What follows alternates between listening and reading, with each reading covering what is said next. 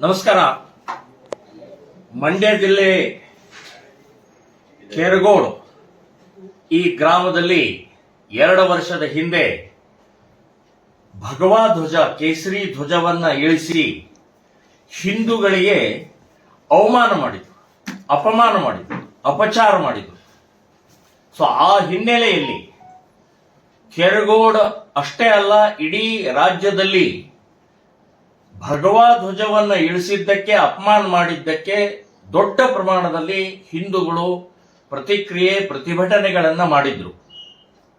So ಇದೇ ತಿಂಗಳು 28ನೇ ತಾರೀಕು ಕರಾಳ ದಿನ ಅನ್ನುವಂಥದ್ದು ಆಚರಣೆಯ ಮೂಲಕ ಕೆರಗೋಡಿನ ಸಮಸ್ತ ನಾಗರಿಕರು, ಎಲ್ಲ ಹಿಂದೂಗಳು, ಎಲ್ಲ ಸಂಘಟನೆಯವರು ಸಾಯಂಕಾಲ 6:00 ಪಂಜಿನ ಮೆರವಣಿಗೆಯ ಮೂಲಕ ನಮ್ಮ ಏಕತೆಯನ್ನ, ಒಗ್ಗಟ್ಟನ್ನ, ಕೇಸರಿ ಧ್ವಜಗೆ ಗೌರವವನ್ನು ಸೂಚಿಸುವಂತಹದ್ದು ನಿರ್ಧಾರ ಆಗಿದೆ.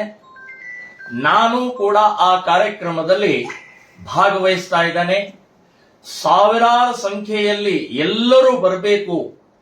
ಜಾತಿ, ಮತ, ಪ್ರಾಂತ, ಭಾಷೆ, ಪಕ್ಷ ಭೇದ ಬಿಟ್ಟು ನಮ್ಮ ದೇಶದ ಹಿತಕ್ಕೋಸ್ಕರ, ಹಿಂದೂಗಳ ಸುರಕ್ಷತೆಗೋಸ್ಕರ ಎಲ್ಲರೂ ಭಾಗವಹಿಸಬೇಕು. 28ನೇ ತಾರೀಕು ಸಾಯಂಕಾಲ 6:00 ಪಂಜಿನ ಮೆರವಣಿಗೆ ಕೆರಗೋಡಿನಲ್ಲಿ ನಾನು ಭಾಗವಹಿಸ್ತಾ ಇದ್ದೀನಿ. ಎಲ್ಲರೂ ಬನ್ನಿ. ಜೈ ಶ್ರೀರಾಮ್.